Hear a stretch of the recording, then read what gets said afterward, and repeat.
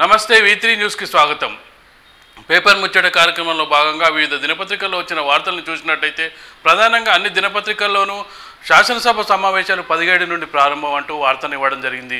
మరోవైపు కేటీఆర్ కేంద్రం యొక్క నిర్లక్ష్యాన్ని కేంద్రం డబ్బులు సాయం చేయట్లేదు అనే విషయాన్ని కూడా ప్రస్తావించడం జరిగింది. ఇందుకు ముఖ్యంగా చూసినట్టయితే ఈనాడు పత్రికను చూసినట్టయితే ఈనాడులో కేంద్రం వివక్ష అంటూ రాష్ట్రానికి సాయం సున్నా అంటూ కేటీఆర్ వార్తను ప్రధాన వార్తగా ప్రచురించడం జరిగింది. భాజపా రాష్ట్రాలకే మోదీ ప్రధానిలా వ్యవహరిస్తున్నారు. వచ్చే ఎన్నికల్లో మూల్యం చెల్లించక తప్పదు. 17 పార్లమెంటు స్థానాల్లోనూ ఆ పార్టీకి డిపాజిట్ గల్లంతే. భాజపాను పార్లమెంట్లో ఎండగడతాం. కేటీఆర్ తెరాస కార్యనిర్వాహక అధ్యక్షుడు కేటీఆర్ అంటూ ప్రధాన వార్తగా ఇవ్వడం జరిగింది. మరో పెద్ద వార్తగా 17 నుంచి సభ తెలంగాణ అసెంబ్లీ ఎన్నికలు ముగిశాయి. శాసనసభ సమావేశపరచడానికి 4 రోజులు సమయం పట్టింది. తాత్కాలిక సభాపతిగా ముంతాజ్ అహ్మద్ ఖాన్, 16న రాజ్భవన్లో ముంతాజ్ ప్రమాణ స్వీకారం, 17న 11 గంటల 30 నిమిషాలకు శాసనసభ్యుల ప్రమాణం, 18న సభాపతి ఎన్నిక, 19న గవర్నర్ ప్రసంగం, 20న ధన్యవాద తీర్మానం అంటూ వార్తను ఈనాడు ప్రచురించడం జరిగింది. మరోవైపు కాంగ్రెస్కు సంబంధించిన వార్తను ఇవ్వడం జరిగింది. పొత్తులే ముంచాయి. పార్లమెంటు ఎన్నికల్లో ఒంటరిగానే పోటీ చేద్దాం. నియోజకవర్గాల సమీక్షా సమావేశంలో కాంగ్రెస్ నేతలు అంటూ వార్తను ఇవ్వడం జరిగింది. మరోవైపు ఈనాడు ఒక ఇంట్రెస్టింగ్ న్యూస్ ఇవ్వడం జరిగింది. సంక్రాంతికి సంబంధించిన ప్రత్యేక కథనాన్ని ఇవ్వడం జరిగింది. సంక్రాంతికి సిద్ధమా అంటూ ఒక ప్రత్యేక కథనాన్ని ఇవ్వడం జరిగింది. సంక్రాంతి ప్రకృతి పండగ. మనిషికి మట్టికి, మనిషికి ప్రకృతికి, ముఖ్యంగా మనిషికి సూర్యుడికి మధ్యనున్న అన్యోన్య సంబంధాన్ని, అవినాభావ అనుబంధాన్ని నొక్కి చెప్పే పండగ.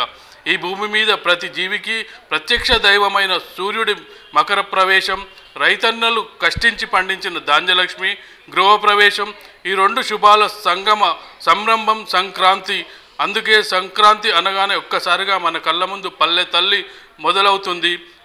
గడపకు కలకలలాడుతూ వేలాడే కొత్త కంకుల సౌభాగ్యాలు గుర్తొస్తాయి అంటూ సంక్రాంతికి సంబంధించిన ప్రత్యేక కథనాన్ని ఇవ్వడం జరిగింది. పల్లెకు పోదాం పండగ చేద్దాం అంటూ. ఇది ఈనాడులో ప్రత్యేకంగా మొదటి పేజీలో వచ్చిన వార్తలు. మరో పత్రికను చూసుకున్నట్టయితే ఆంధ్రజ్యోతిలో మంత్రివర్గ అసెంబ్లీకి సంబంధించిన వార్తను ప్రధానంగా ఇవ్వడం జరిగింది. ముహూర్తం 17న ఉత్తరాయణ పుణ్యకాలం ఏకాదశి తొలి రోజున కొత్త అసెంబ్లీ అంటూ ఇవ్వడం జరిగింది. ప్రొటెం స్పీకర్గా మజ్లిస్ ఎమ్మెల్యే ముంతాజ్ ఖాన్ అంటూ ఇవ్వడం జరిగింది. 18 మంత్రివర్గం. మినీ క్యాబినెట్లో 6-7 చోటు. కేటీఆర్ హరీష్ పేర్లపై అనుమానాలు. లోక్సభ తర్వాతే పూర్తిస్థాయి విస్తరణ. స్పీకర్ పదవిపై పలువురి అనాసక్తి అంటూ వార్తను ఇవ్వడం జరిగింది. మరోవైపు కేటీఆర్కి సంబంధించిన ఒక ఇంట్రెస్టింగ్ ప్రత్యేక కథనాన్ని ఆంధ్రజ్యోతి ప్రచురించడం జరిగింది. నల్లగొండ లేదా మెదక్ లోక్సభకు కేసీఆర్ ఎక్కడి నుంచి? మరోసారి అసెంబ్లీ ఫార్ములాకే మొగ్గు. అత్యధిక స్థానాల్లో సిట్టింగ్లకే ఛాన్స్. మల్కాజ్గిరి చేవెళ్లలో పోటాపోటీ. పెద్దపల్లిలో అంతర్గత కుమ్ములాట. టీఆర్ఎస్ శ్రేణుల్లో రసవత్త చర్చ అంటూ వార్తను ఇవ్వడం జరిగింది. మే 3 నుంచి ఎంసెట్ అంటూ మరొక వార్తను ఇవ్వడం జరిగింది. పొగుడుతారు పైసలు ఇవ్వాలంటూ కేంద్రంపై కేటీఆర్ ఫైర్ అయిన విషయాన్ని ఇవ్వడం జరిగింది. తెలంగాణపై బీజేపీది సవతి తల్లి ప్రేమ. ఏ ముఖం పెట్టుకొని ఓట్లు అడుగుతారు? వైఖరి మారకపోతే డిపాజిట్లు కూడా రావు. బాబు తెలంగాణకు మళ్ళీ రారనుకుంటున్నా. 16 ఎంపీ స్థానాలను గెలుచుకుంటాం. కాంగ్రెస్ది అభ్యర్థులు దొరకని పరిస్థితి. కేసీఆర్ ఎంపీగా పోటీ చేయాల్సిన అవసరం ఏంటి అంటూ కేటీఆర్ వ్యాఖ్యలను ఇవ్వడం జరిగింది. మరోవైపు నో బిల్స్. రాష్ట్రంలో అన్ని శాఖల బిల్లులు పెండింగ్. 12,000 కోట్ల వరకు బకాయిలు జామ్. 7 నెలలుగా నిలిచిపోయిన చెల్లింపులు. 3 శాఖల్లో 10,000 కోట్లు. సచివాలయం చుట్టూ కాంట్రాక్టర్ల చక్కర్లు. చేతులు పైకి చూపిస్తున్న ఉన్నతాధికారులు. 2 నెలలుగా వైద్య చికిత్సలు బంద్. సంక్షేమ పథకాలకు మళ్లింపుతో సమస్య అంటూ వార్తను ఇవ్వడం జరిగింది. మరోవైపు రోజులాగానే శబరిమలకు సంబంధించిన ఒక వార్తను ఇవ్వడం జరిగింది. ఆగని అల్లర్లు అట్టుడుకుతున్న కేరళ. బీజేపీ ఎంపీ ఇంటిపై బాంబు దాడి. లెఫ్ట్ నేతల ఇళ్లపైన బాంబులు. ఇప్పటికే 3,178 మంది అరెస్టు. సంఘ్ బీజేపీ వల్లే హింస. లెఫ్ట్ గుండాల విధ్వంసం బీజేపీ అంటూ వార్తను ఇవ్వడం జరిగింది. కాంగ్రెస్ సమీక్షా సమావేశంలో పొత్తు వల్లే ఓటమి అంటూ కాంగ్రెస్ నేతలు ఒక నిర్ధారణకు వచ్చినట్టు కనిపిస్తుంది. ప్రజా ఫ్రంట్ వస్తే బాబు వస్తాడన్న ప్రచారాన్ని జనాన్ని నమ్మారు. లోక్సభ ఎన్నికలకు పొత్తులొద్దు. కోమటిరెడ్డి వెంకటరెడ్డి. చంద్రబాబు వల్లే కొంత లాభమే. బట్టి ఓటమిపై కాంగ్రెస్ సమీక్ష. ఇది ఆంధ్రజ్యోతిలో ప్రధానంగా వచ్చిన వార్తలు. మరొక పత్రికను తీసుకున్నట్టయితే సాక్షిలో మొదటి వార్తగా శాసన సభాపతి ఎవరు అంటూ క్వశ్చన్ మార్క్ ఇవ్వడం జరిగింది. ఎందుకంటే స్పీకర్ పదవికి అందరూ అనాసక్తి చూపుతున్న పరిస్థితి. గతంలో సెంటిమెంట్ చూసినట్టయితే సెంటిమెంట్ ప్రకారం స్పీకర్గా ఎన్నికైన వ్యక్తి ఎన్నికల్లో ఓటమి చెందుతున్నారు. తెలంగాణ అసెంబ్లీలో సైతం, గతంలో ఉమ్మడి ఆంధ్రప్రదేశ్లో సైతం ఇలాంటి పరిస్థితి లేదు. దీంతో ఎవరు కూడా స్పీకర్ పదవి చేపట్టడానికి ముందుకు రావట్లేదు. ఇదే వార్తను హైలైట్ చేస్తూ సాక్షి ప్రధానంగా ప్రచురించడం జరిగింది. కొత్త స్పీకర్పై టీఆర్ఎస్లో చర్చ, కేసీఆర్ నిర్ణయంపై ఉత్కంఠ, వామ్మో స్పీకర్ పదవ మాకొద్దంటున్న సీనియర్లు, తెరపైకి పోచారం, ఈటల, పద్మ, కొప్పుల పేర్లు. ఈ సమావేశాల్లోనే మంత్రివర్గ విస్తరణకు అవకాశం అంటూ ఇవ్వడం జరిగింది. మరో వార్తగా 17న కొత్త అసెంబ్లీ, 16న ప్రొటెం స్పీకర్గా మజ్లిస్ ఎమ్మెల్యే ముంతాజ్ ఖాన్ ప్రమాణం అంటూ వార్తను ఇవ్వడం జరిగింది. జగన్కు సంబంధించిన ఒక వార్తను ఇవ్వడం జరిగింది సాక్షి పత్రిక. ఎవరితోనూ పొత్తు ఉండదు, వచ్చే ఎన్నికల్లో ఒంటరిగానే పోరాడతాం. సాక్షి టీవీ ప్రత్యేక ఇంటర్వ్యూలో ఏపీ ప్రతిపక్ష నేత వైఎస్ జగన్ అంటూ వార్తను ఇవ్వడం జరిగింది. మరోవైపు మే 3 నుంచి ఎంసెట్ అంటూ ఒక వార్తను ఇవ్వడం జరిగింది. 17న సహకార నోటిఫికేషన్, ఫిబ్రవరి 2వ వారంలో ఫ్యాక్స్ ఎన్నికలు, అదే నెల 25 కల్లా డీసీసీబీల టీస్కాబ్ ఎన్నికల పూర్తి అంటూ మరొక వార్తను ఇవ్వడం జరిగింది. శబరిమలకు సంబంధించిన వార్తను ఇవ్వడం జరిగింది. అట్టుడుకుతున్న కన్నూర్, బీజేపీ సిపిఎం కార్యకర్తల పరస్పర దాడులు, సిపిఎం వల్లే ఉద్రిక్తతలని బీజేపీ ఆరోపణ, చట్టాన్ని గౌరవించాలని ఐరాస విజ్ఞప్తి అంటూ వార్తను ఇవ్వడం జరిగింది. యూపీలో ఎస్పీ బీఎస్పీ జట్టు, లోక్సభ ఎన్నికల కోసం కూటమి ఏర్పాటుకు అంగీకారం, త్వరలోనే అధికారిక ప్రకటన వచ్చే అవకాశం, కాంగ్రెస్కే అమేథీ రాయబరేలీ అంటూ వార్తను సాక్షి ఇవ్వడం జరిగింది. మరో పత్రికను చూసుకుంటే వెలుగు పత్రికలో యంగ్ లీడర్స్ అంటూ ఒక ప్రత్యేక కథనాన్ని ఇవ్వడం జరిగింది. పంచాయతీ ఎన్నికల్లో అంతా యూత్ నిలబడుతున్నారు అనేది ఈ వార్త సారాంశం. పంచాయతీ ఎన్నికల్లో పోటీకి యువత సన్నాహాలు, అందరూ బాగా చదువుకున్నవారే, సర్పంచులే పల్లెను బాగు చేసుకోవాలని ఆరాటం, ఉద్యోగాలు వదిలి వస్తున్న వారెందరో టీమ్గా ఏర్పడి సర్పంచ్ పదవికి అన్ని వార్డులకు పోటీ, వారిలో ఊర్లలో పెరుగుతున్న మద్దతు అంటూ వార్తను ఇవ్వడం జరిగింది. మరోవైపు కేటీఆర్ వార్త, పొగడ్తలు తప్ప పైసలేవి, మోడీ బీజేపీ పాలిత రాష్ట్రాలకే ప్రధాన, రాష్ట్రంపై కేంద్రం వివక్ష, పోరాటం ఆపబోమంటూ కేటీఆర్ వార్తను ఇవ్వడం జరిగింది. కేసీఆర్ ఎంపీగా పోటీ చేయరు అంటూ మరో వార్తను కేటీఆర్ చెప్పిన విషయాన్ని ఇవ్వడం జరిగింది. 16 ఎంపీ సీట్లు టీఆర్ఎస్కే అంటూ కేటీఆర్కి సంబంధించిన వార్తను ఇవ్వడం జరిగింది. ఇది వెలుగు పత్రికలో వచ్చిన ప్రధాన వార్తలు.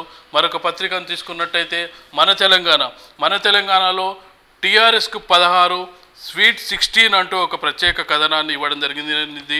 ఎంఐఎంకి 1, తెలంగాణ రాష్ట్ర సమితికి లోక్సభ ఎన్నికల్లో 16 సీట్లు ఖాయం, వీడీపీ సర్వే, సికింద్రాబాద్లో ఓడిపోనున్న బీజేపీ అంటూ వార్తను ఇవ్వడం జరిగింది. టీఆర్ఎస్కి ఎన్ని ఓట్లు వస్తాయనే విషయాన్ని కూడా ఇక్కడ ఇవ్వడం జరిగింది. టీఆర్ఎస్కు 44.4%, కాంగ్రెస్కు 31%, బీజేపీకి 11.4%, ఎంఐఎంకు 4%, టీడీపీకి 3% అంటూ ఇవ్వడం జరిగింది. మరొక వార్త కూడా ఇవ్వడం జరిగింది. సెంట్రల్ గవర్నమెంట్కు సంబంధించింది. ఎన్డీఏకు 225 సీట్లు, యూపీఏకు 167 సీట్లు, ఇతరులకు 150 సీట్లు, బీజేపీ ఒక్కదానికి 200 సీట్లు, కాంగ్రెస్కు 110 సీట్లు, కూటమికి 60 సీట్లు అంటూ ఒక సర్వే ఇవ్వడం జరిగింది. కేటీఆర్కి సంబంధించిన వార్త, కేంద్రం వివక్ష, మోడీపై కేటీఆర్ ఫైర్ అంటూ మన తెలంగాణలో ఇవ్వడం జరిగింది. 17 నుంచి అసెంబ్లీ అనే వార్తను కూడా కవర్ చేయడం జరిగింది. మే 3 నుంచి 9 వరకు ఎంసెట్ అనే వార్తను మన తెలంగాణ కవర్ చేయడం జరిగింది. ఇవి మన తెలంగాణలో మొదటి పేజీలో వచ్చిన వార్తలు. మరొక పత్రికను తీసుకున్నట్టయితే నమస్తే తెలంగాణలో 17 నుంచి అసెంబ్లీ, 20 వరకు తొలి సమావేశాలు, ప్రొటెం స్పీకర్గా అహ్మద్ ఖాన్కు అరుదైన గౌరవం అంటూ వార్తను ఇవ్వడం జరిగింది. మోడీ బీజేపీకే ప్రధాన అంటూ కేటీఆర్ ప్రశ్నించిన విషయాన్ని ప్రధానంగా ప్రస్తావించడం జరిగింది. గులాబీ ఆహ్వా, వచ్చే ఎన్నికల్లోనూ గులాబీ పార్టీకే ప్రజల ఓటు, 16 స్థానాల్లో విజయం సాధించనున్న టీఆర్ఎస్, సీఎం కేసీఆర్ నాయకత్వానికి జనం జయహో, ప్రతిపక్షాలు లాపతా, వీడీపీ అసోసియేషన్ తాజా సర్వేలో వెల్లడి అంటూ ఇవ్వడం జరిగింది. నేషనల్కి సంబంధించిన వార్తను కూడా ఇవ్వడం జరిగింది. బీజేపీ 201 సీటు -81, కాంగ్రెస్ 110 +66, ఎన్డీఏకు ఓట్ల శాతం 36%, యూపీఏకు 32%, కేసీఆర్ఏ ప్రధాని కావాలి, వీడీపీ అసోసియేట్ సర్వేలో తెలంగాణ వాసుల ఆకాంక్ష అంటూ వార్తను ఇవ్వడం జరిగింది.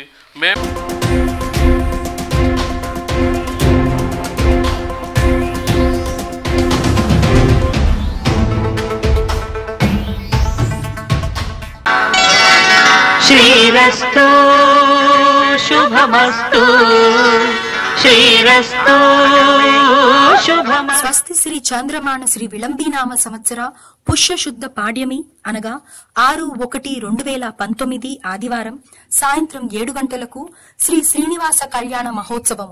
వేదిక టిఎన్ఆర్ ఆర్యన్ బ్లాక్, సరూర్ నగర్ నుండి ఎల్బీ నగర్ రోడ్, బహదూర్గూడ, హైదరాబాద్. భాగ్యనగర వాసులను ప్రేమతో పలకరించుదామని పెళ్లి కొడుకై కన్యా ద్వయముతో విచ్చేస్తున్న సప్తగిరి సామ్రాజ్య సార్వభౌముడైన శ్రీనివాసునికి స్వాగతం పలుకుదాం రండి. వేద పండితుల ఆధ్వర్యంలో తిరుమల రీతిలో జరుగు శ్రీ వెంకటేశ్వర కళ్యాణం కమనీయం రమణీయం, ఆపాతమంగళ మాధుర్యం దివ్యం మహనీయం. ఇట్లు శ్రీనివాస దాస దాసాన దాస శ్రీమాన్ మాడ్యం సుధాకర్ గుప్తా, శ్రీమతి విజయలక్ష్మి. శ్రీరస్తు శుభమస్తు శ్రీరస్తు శుభమస్తు.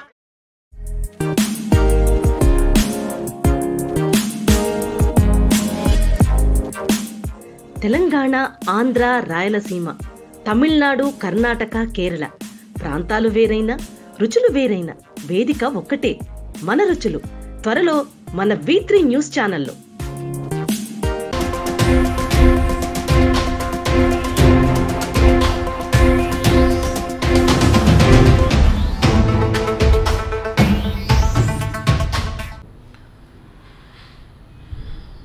వెల్కమ్ బ్యాక్ టు పేపర్ ముచ్చట కార్యక్రమం. ఈరోజు వివిధ దినపత్రికల్లో వచ్చిన వార్తలను విశ్లేషించడానికి మనతో పాటు విశ్లేషకులు నిజాం వెంకటేష్ గారు ఉన్నారు. ఆయనతో మాట్లాడి మరిన్ని విషయాలు తెలుసుకుందాం. సార్ నమస్తే. సార్ నమస్కారం. ఈరోజు వివిధ దినపత్రికల్లో వచ్చిన వార్తలను చూస్తే ముఖ్యంగా తెలంగాణ అసెంబ్లీ కొలువు తీరుతుంది, అదొక ముఖ్యమైన వార్త. మరొక వార్త, కేంద్రం వివక్ష చూపుతుందంటూ కేటీఆర్ కేంద్రంపై ఫైర్ అయిన విషయాన్ని ఇచ్చారు.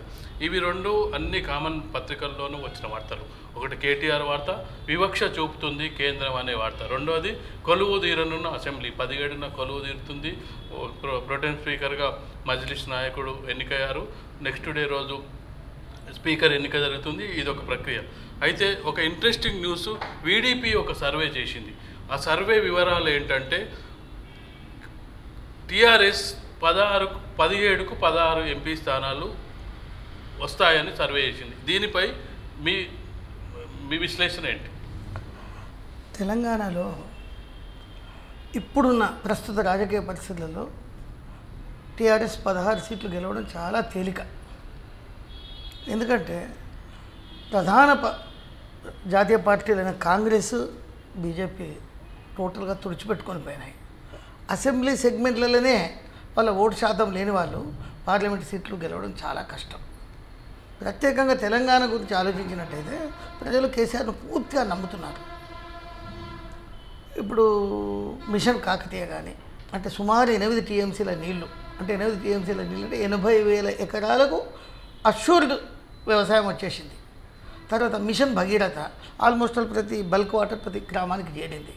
కనుక అది అన్నిటికంటే ముఖ్యంగా దేశమంతా నేడు ఆచరిస్తున్న రైతు బంధు ఇప్పుడు బీజేపీతో సహా అన్ని పార్టీలు దాన్ని ఒప్పుకుంటున్నాయి, కాంగ్రెస్ కూడా దాన్ని ఒప్పుకుంటున్నది.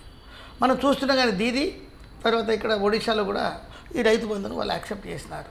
కనుక ఈ రైతు బంధు ఇవి కాక సంక్షేమ పథకాలు ఉన్నాయి. కాబట్టి టీఆర్ఎస్ 16 సీట్లు గెలవడంలో వీడీపీ సర్వే ఇంచుమించు నిజమైందని మనం అనుకోవచ్చు. అంటే మనం ఏమంటే అసెంబ్లీ ఎన్నికల దృష్టిలో పెట్టుకొని చేసిన సర్వేగా కనిపిస్తుంది. ఎందుకంటే మనం గత రాజశేఖర్ రెడ్డి సీఎంగా ఉన్న సమయంలో లోక్సభకు రాష్ట్ర అసెంబ్లీకి ఒకేసారి ఎన్నికలు జరిగాయి.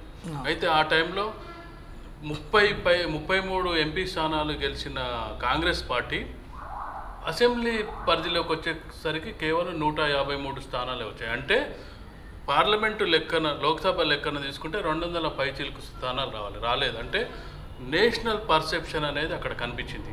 ఇప్పుడు కూడా మొన్న అసెంబ్లీ ఎన్నికల్లో కేసీఆర్ను నమ్మారు, ఓటేశారు. పార్లమెంటు అనేటప్పటికీ నేషనల్ పార్టీల వైపు ప్రజలు మళ్ళీ అవకాశం ఉంది కదా? తప్పకుండా అది బయట అంటే ఏ రాష్ట్రంలోనైనా జరిగే అవకాశం ఉంది. కానీ కేంద్రం వివక్ష చూపుతున్నది అనే దాన్ని మళ్ళీ టీఆర్ఎస్ ఇప్పుడు ఎజెండాగా తీసుకున్నది. ఎందుకంటే వచ్చి మిషన్ కాకతీయ చాలా గొప్ప పథకం అన్నారు వాళ్ళు, అట్లే మిషన్ భగీరథ కూడా చాలా గొప్ప పథకం అన్నారు. తర్వాత కాళేశ్వరం చాలా పెద్ద గొప్ప ప్రాజెక్టు, దీన్ని జాతీయ ప్రాజెక్టు చేయాల్సిన అవసరం ఉన్నది అన్నట్టుగా మాట్లాడారు. కానీ ఆ మూడింటి కూడా వాళ్ళు మొండి చేయి చూపెట్టారు. కాబట్టి మన మాట ఉంటే తప్ప మనకు ఫండ్స్ రావనేది మెసేజ్ ప్రజల లోపలికి ఇప్పుడు పోయింది. అవే మెసేజ్ను మన అసెంబ్లీ ఎలక్షన్లో కూడా చేసినారు.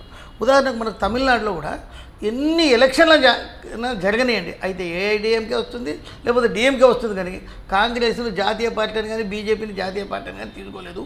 ఇంచుమించు మన దగ్గర బీసీలు కూడా ఎక్కువ కాబట్టి బీసీల మేలుగోరే ప్రభుత్వంగా టీఆర్ఎస్ పేరుంది కాబట్టి తమిళనాడులో జరిగిందే మన దగ్గర రిపీట్ అవుతుందని మనం ఖచ్చితంగా చెప్పచ్చు. ఒకటి అంటే బీజేపీ ఇక్కడ నామమాత్రం ఉనికి ఉంది, వాళ్ళు ఒక ఎంపీ సీటు 2 ఎంపీలకు పరిమితం అయ్యారు, ఎమ్మెల్యే సీట్లు కూడా అంతే. దాన్ని బీజేపీని పక్కన పెడితే కాంగ్రెస్ ప్రధాన ప్రతిపక్షం. కాంగ్రెస్ లేని గ్రామం అనేది తెలంగాణలో ఉండదు. సరే మొన్న ఓడిపోయి ఉంటారు, కానీ అన్ని చోట్ల టైట్ ఫైట్ ఇచ్చారు. రేపు ఎంపీ ఎలక్షన్ అయినప్పుడు రాహుల్ గాంధీ మీద ఇప్పుడు కొంత పాజిటివ్ ఇమేజ్ వస్తుంది. గత ఎన్నికల్లో 3 రాష్ట్రాలను గెలిపించాడు రాహుల్, కొంచెం రాటుదేలాడు రాజకీయాల్లో. ఆ ప్రభావంతో నేషనల్ పాలిటిక్స్లో కాంగ్రెస్ ఇంపార్టెన్స్ పెరుగుతుందనే భావన ఉంది కదా. తెలంగాణ కాంటెక్స్ట్కు మనం చూసేసరికి విచిత్రమైన పరిస్థితి ఏంటంటే కాంగ్రెస్ నాయకులందరూ వయసు ఉడిగిపోయినారు. మేము సీఎం అనే ప్రతి వాడు ఇంచుమించు 5 ఎలక్షన్లు 6 ఎలక్షన్లు పోటీ చేసి ఇప్పుడు రెస్ట్ తీసుకునే పరిస్థితికి వచ్చినారు. అసెంబ్లీ ఎలక్షన్లలో కూడా గెలిచే స్థితి వాళ్ళకు ఇప్పుడు లేదు. కాబట్టి లీడ్ తీసుకొని నడిపించే నాయకుడు తెలంగాణలో ఎక్కడ మనకు కనిపించడం లేదు. జీవన్ రెడ్డి లాంటి నాయకుడే ఓడిపోయినప్పుడు మిగతా వాళ్ళు గెలవడం అనేది చాలా కష్టం. తర్వాత పార్లమెంట్ కాన్స్టిట్యున్సీ కూడా మనం చూసినట్టయితే పార్లమెంట్ కాన్స్టిట్యున్సీలో ఎక్కడ కూడా కాంగ్రెస్ కనిపించడం లేదు. కాంగ్రెస్కి ఇమేజ్ ఉండొచ్చు, కానీ కాంగ్రెస్ ఇప్పటికి కూడా అసెప్ట్ చేయలేకపోతున్నది. మేమే ఇచ్చినాము అని ఇప్పటి వరకు కూడా వాళ్ళు చెప్పలేకపోతున్నారు. ఆ మెసేజ్ ప్రజలకు పోనంత వరకు కాంగ్రెస్కు చాలా కష్టం.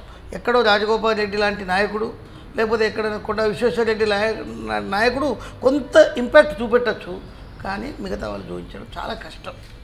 అంటే ఇప్పుడు ఒకటి ఏంటంటే గెలుపోవటంలో అనేది సహజం. ఒక విధంగా చూసుకుంటే 2 సీట్లు ఉన్న బీజేపీ పార్టీ కూడా 287 స్థానాలకు వచ్చింది. 15 ఏళ్ళు మధ్యప్రదేశ్లో ఓడిపోయిన కాంగ్రెస్ పార్టీ కూడా తిరిగి మళ్ళీ రీగెయిన్ అయింది. ఛత్తీస్గఢ్లో 15 ఏళ్ళు అధికారం కోల్పోయి కూడా మళ్ళీ అధికారంలోకి వచ్చింది. అంటే ప్రజలు ఎప్పుడు కూడా ఒకే పార్టీని విశ్వసిస్తారని మనం నమ్మలేము. వెంటనే కూడా మారిపోవచ్చు. ఎందుకంటే మనం చిన్న ఎగ్జాంపుల్ తీసుకుంటే ఢిల్లీ గత 2014 ఎన్నికల్లో ఢిల్లీలో 7 ఎంపీ సీట్లు గెలిచింది బీజేపీ. ఒక 6 నెలల్లో జరిగిన అసెంబ్లీ ఎన్నికల్లో అసలు మొత్తం బీజేపీని తూడిపేసి 3 సీట్లకు ఎమ్మెల్యే సీట్లకు పరిమితం చేసింది ఒక 6 నెలల తేడాలోనే. అంటే 6 నెలల్లో అసలు ప్రభుత్వ పనితీరు కూడా ఏం తెలియదు. నిజం చెప్పాలంటే ప్రభుత్వం ఏం పని చేస్తుందని 6 నెలల్లో తెలియదు, కానీ అంత చేంజ్ వచ్చింది. కాబట్టి ప్రజల మూడు ఎప్పుడు ఒకేలా ఉండదు. ఇప్పుడు ఈ అసెంబ్లీ రిజల్ట్స్ రేపు ఎంపీ ఎలక్షన్లో ఉంటుందని మనం ఎలా ఖచ్చితంగా చెప్పగలం? ఒక్కటే అభివృద్ధి మంత్రమే పనిచేస్తుంది. యాంటీ ఇన్కంబెన్స్ అనేది ఎప్పటికి ఉంటుంది. అధికారంలో ఉన్న వాళ్ళు చేసే తప్పులు వాళ్ళను సీట్ నుంచి దింపే ప్రమాదం ఎప్పటికి ఉంటుంది. కానీ ఇప్పుడు ఏం జరుగుతుంది, ఈ సంవత్సరం 800 మెగావాట్ల కేటీపీఎస్ స్టేషన్ను ఛార్జ్ చేస్తున్నారు రికార్డ్ టైంలో. అలాగే వచ్చే సంవత్సరం 1080 మెగావాట్ల స్టేషన్ను చేస్తూ అంటున్నారు. ఇప్పుడే 500 మెగావాట్లు ఇతర రాష్ట్రాలకు ఇస్తున్నారు. వచ్చే సంవత్సరం ఇంకా ఇవ్వచ్చు. కాళేశ్వరం జూన్ నుంచి వస్తే ఒక 20 లక్షల ఎకరాలకు వ్యవసాయం వస్తే విపరీతమైన సంపద పెరిగే అవకాశం ఉంది. కాబట్టి ఇవన్నీ positive signals for TRS. Negative signals కనుక వాళ్ళు తయారు చేసుకుంటే స్వయంకృత అపరాధం వాళ్ళు చేస్తే తప్ప వాళ్ళు ఇప్పుడు అధికారం నుంచి దిగే ప్రమాదం అయితే లేదు. అంటే ఇప్పుడైతే ఒక నెగిటివ్ అయితే కనిపిస్తుంది టీఆర్ఎస్కి. మేజర్ నెగిటివ్ ఏంటంటే పంచాయతీ ఎలక్షన్లో 34% ఉన్న బీసీ రిజర్వేషన్లను 23% తగ్గించారనేది ప్రధాన ఆరోపణ. దాంతోపాటు బీసీ సంఘాలు ఉద్యమం చేస్తున్నాయి, ఉవ్వెత్తున ఎగిసిపడుతున్నాయి, విమర్శల పరంపర కొనసాగిస్తున్నాయి. ఈ సమయంలో బీసీలు టీఆర్ఎస్కు ఎంతవరకు సహకరించే అవకాశం ఉంటుంది? పేరుకే ఆర్డినెన్స్ తోటి వాళ్ళు 50% లిమిట్ చేశారు తప్పితే పార్టీ పదవుల్లో కానీ వ్యవసాయ మార్కెట్ కమిటీలలో కానీ 60 నుంచి 70% మందికి బీసీలకు టీఆర్ఎస్ ప్రభుత్వం అకామిడేట్ చేసింది. బీసీలు పార్టీలో ఎవరు అసంతృప్తి లేరు. తర్వాత వాళ్ళ సంఖ్య కూడా పెరిగింది. కానీ తెలుగుదేశం హయాంలో పెంచినట్టు ఒక్కసారిగా పెంచలేదు తప్పే. ఇప్పుడు 60 నుంచి 70% మందికి వాళ్ళు అకామిడేట్ చేసినారు రిజర్వేషన్స్ లేకుండా. ఒక్క పంచాయతీ ఎలక్షన్లో చేసినా కానీ మిగతా వాటిలో మేము అకామిడేట్ అవుతామనే నమ్మకం వాళ్ళ దగ్గర ఉందని నేను అనుకుంటున్నాను. అంటే ముఖ్యంగా ఏంటంటే గతంలో 34% బీసీ రిజర్వేషన్లు అనుభవించారు సర్పంచ్ల ఎన్నికల్లో. అంటే ఒక లీడరు నాయకత్వాన్ని ప్రూవ్ చేసుకోవాల్సిందంటే ముఖ్యంగా స్టార్ట్ అవ్వాల్సింది సర్పంచ్ స్థాయి నుంచి. అలాంటి అవకాశాన్నే మా బీసీ నాయకులు కోల్పోతున్నారు అనేది బీసీల ప్రధాన ఆరోపణ. ఇప్పుడు ఇదివరకు ఒక సర్పంచే ఎదగడానికి ఒక పొజిషన్ ఉండే, కానీ ఇప్పుడు వ్యవసాయ కమిటీలు కానీ తర్వాత రైతు బంధు కానీ ఇవన్నిట్లలో రైతుల పాత్ర పెరిగింది. కాబట్టి నేను ఏమనుకుంటున్నానంటే తప్పకుండా బీసీలు టీఆర్ఎస్ తోటి ఉంటారని. ఇది వన్ ట్రాక్లో మాట్లాడడం, వన్ సైడ్ తీసుకొని మాట్లాడడం కాదు. ప్రభుత్వం మీద నమ్మకం ఎందుకు పెరిగిందంటే ప్రజలలో నమ్మకం పెరిగింది, రైతు బంధు ద్వారా పెరిగింది, మిషన్ కాకతీయ ద్వారా పెరిగింది, తర్వాత రైతు బీమా ద్వారా పెరిగింది. కాబట్టి రైతులను వదులుకొని లీడర్షిప్ ఎదుగుతుందని నేను అనుకోను. ఇవన్నీ పాజిటివ్ పాయింట్లు ఉన్నంత వరకు పంచాయతీ ఎలక్షన్లలో మనం ఇదే రిపిటేషన్ చూస్తాం. అంటే ఇప్పుడు మీరు చెప్పిన పథకాలన్నీ ఆల్రెడీ ఫలితం అసెంబ్లీ ఎన్నికల్లో వచ్చేసింది. కానీ మళ్ళీ ఎలక్షన్స్ పోయినప్పుడు మళ్ళీ కొత్తగా అంటే ఇప్పుడు స్టార్ట్ అయ్యే నెగిటివ్స్ ఇప్పుడు వస్తే తప్పులు ఒప్పులు అన్నీ కూడా బయటపడతాయి కదా. ఈ తప్పులో భాగంగా బీసీ రిజర్వేషన్స్ని తగ్గియడం అనేది పార్టీకి ఇబ్బంది కలిగించే అంశం అని బీసీ నాయకులే ఒప్పుకుంటున్నారు. తప్పకుండా. కానీ బీసీలకు ఒక రాజకీయ పార్టీ అనేది లేదు. బీసీలకు కనుక ఒక రాజకీయ పార్టీ ఉండి అదే ఒక ఎజెండా మీద పోటీ చేసినట్టయితే అది వేరు. కానీ ఇప్పుడు ఏమైంది, ఏసేవా లెవెల్ ఆసరా పెంచేదారులు, ఏసేవా లెవెల్ రైతు బంధు పథకంలో లాభపడ్డవాళ్ళు, ఏసేవా లెవెల్ రైతు బీమా ద్వారా లాభపడ్డవాళ్ళు. కనుక ఓటర్స్ సేమ్, బీసీలు కాదు. బీసీలే ఎక్కువ మన తెలంగాణలో, బీసీలే ఎక్కువ. కానీ వాళ్ళ చూపు అంత ఎవరి మీద ఉన్నది, టీఆర్ఎస్ మీద ఉన్నది. కాబట్టి దీని ఎఫెక్ట్ మనం అసెంబ్లీ ఎన్నికలు కూడా ఎన్నో గందరగోళాలు విన్నాం. కానీ చివరికి వచ్చేసరికి మళ్ళీ 88-90 సీట్లు అనేది వచ్చినట్టే. ఇప్పుడు కూడా బీసీలకు ఇబ్బంది జరిగినట్టు ఫీల్ అవుతారు తప్పితే, కానీ ఓవరాల్గా బీసీలకు నష్టం జరిగింది. మేలు చేసే పార్టీని ప్రజలు నమ్ముతారని చెప్పి నేను అనుకుంటున్నాను. అంటే ఒక ప్రధాన విశ్లేషణ ఏంటంటే యాక్చువల్గా తెలంగాణ ఎన్నికలు లోక్సభ ఎన్నికలతో పాటే ఉండాల్సింది. అయితే లోక్సభకు అసెంబ్లీకి ఒకేసారి ఎన్నికలు జరిగితే దృష్టి అంతా నేషనల్ పర్సెప్షన్ మీద జరుగుతుంది. అక్కడ కాంగ్రెస్ బీజేపీ కనిపిస్తుంది. నేను కనిపించా అనే ఒక ముందు జాగ్రత్తతోటి ముందు చూపుతోటే కేసీఆర్ ముందస్తు ఎన్నికలకు పోయిండు. అసెంబ్లీ ఎన్నికలు అంటే నేను నా టీఆర్ఎస్ ప్రభుత్వం నాదనే ఉద్దేశంతో పోయిండు, అందులో సక్సెస్ అయ్యిండు. అంటే ముందు చూపుతోటి వెళ్ళిపోయిండు. అంటే నెక్స్ట్ ఎలక్షన్లో ఆయన అనుకున్నట్టుగా national perception BJP national party, Congress national party, దేశాన్ని ఎవరు పాలిస్తారు, బీజేపీ కాంగ్రెసా అనేది ఇప్పటికే ఒక కూటముల మధ్యలో ఇదే విడిపోయింది. రేపు ఆ విధంగా ఎందుకు చూడాలనుకుంటున్నారు మీరు? ఇప్పుడు గత 2014 ఎలక్షన్లలో కూడా మనకు తెలిసినంతవరకు ఎడ్యుకేటెడ్ యూత్ అందరూ కూడా నేషనల్ లెవెల్లో బీజేపీకి వేసినారు, లోకల్లో టీఆర్ఎస్కి వేసినారు. కానీ నేషనల్ లెవెల్లో ఇంపాక్ట్ మన తెలంగాణ ప్రభుత్వానికి, తెలంగాణ ప్రజలకు ఏమీ మేలు జరగలేదు అనేది ప్రజల్లో చాలా ఉన్నది. మనం ఎంత చేసినా కానీ కాళేశ్వరానికి జాతీయ హోదా ఇవ్వలేదని, మనం రైతు బంధు పథకానికి కూడా డబ్బులు ఇవ్వలేదని, తర్వాత రైతు బీమాను కూడా మెచ్చుకున్నారు తప్పితే డబ్బులు ఇవ్వలేదని, తర్వాత మనకు చేసే సహాయం చేయలేదని, ఇవన్నీ మనకు కేంద్రంతో ఉన్నాయి. కాబట్టే దాని ఇంపాక్ట్ ఉండదని నేను అనుకుంటున్నాను తప్పితే బీజేపీకి జాతీయ స్థాయిలో కాంగ్రెస్ కంటే మంచి ఇమేజ్ ఉన్నది ఇప్పుడు. కానీ టీఆర్ఎస్తో పోటీ గురించి ఆలోచిస్తే మాత్రం ఆ ఇబ్బంది వాళ్ళకు ఉంటుంది. అంటే బీజేపీకి ఒక పాలసీ ఉంది, సంక్షేమ పథకాలను ప్రవేశపెట్టడం అనేది దేశ స్థాయిలో జరగది. మోడీ కూడా చెప్పాడు, మేము రైతులకి రుణమాఫీ అనేది చాలా కష్టసాధ్యమైన పని, మేమేదో చెప్పి చేయకుండా ఉండలేము. రాహుల్ గాంధీ చెప్తున్నాడు కానీ అది సాధ్యమయ్యే పని కాదు. రైతులు స్వయం సమృద్ధి సాధించడానికి కావాల్సిన పథకాలని ఉద్దేశించినవి తీసుకోవాలని అంటున్నాడు. ఆ క్రమంలో వీళ్ళకి సాయం చేసి ఉండకపోవచ్చు. కానీ నేషనల్ పర్సెప్షన్లో మాత్రం మళ్ళీ లోక్సభ ఎన్నికలకు వచ్చేటప్పుడు ప్యాటర్న్ మారే అవకాశం ఉంది కదా అని. అవును, నిన్నటికి నిన్న మోదీ చెప్పినారు కదా, రైతులకు ఆదాయాన్ని రెండింతలు చేయాలని మా ఆలోచన. తర్వాత లక్షల కోట్లైనా మేము ఇస్తాము, కానీ రుణమాఫీలు లాంటి ఇటువంటి పథకాలు కాకుండా రైతులు సేద్య పథకాలన్నీ అభివృద్ధి చెందేటట్టు ఇస్తా అంటున్నారు. కానీ డైరెక్ట్ ట్రాన్స్ఫర్ అనేది చేయడం మంచిది కాదని నిన్నటికి నిన్న కూడా మోదీ చెప్పినారు. ఒక్కొక్క పార్టీకి ఒక్కొక్క పర్సెప్షన్ ఉంటుంది. టీఆర్ఎస్ పర్సెప్షన్ వేరు, దాన్ని వేరు. కానీ ఓవరాల్గా బీసీలు అసంతృప్తితో ఉన్నారనే మాట మాత్రం అబద్ధం. ఎందుకంటే బీసీలు తృప్తి అయితే ఎన్నో పథకాలు ఉన్నాయి.